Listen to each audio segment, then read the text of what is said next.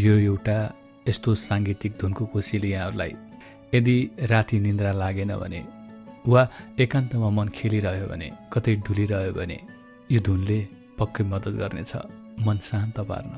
Pramod कोइरालाले arrange गर्नुभएको यो music साइग्रेस प्रोडक्सनले यहाँहरूको लागि कोसेलीको रूपमा लिएर आएको छ। यदि आफ्नो स्टोरी टेलिङ वा कुनै पनि भिडियोमा यो ध्वनि राख्न चाहनुहुन्छ भने मात्र हाम्रो च्यानलको नाम मेन्सन गरिदिए पुग्छ।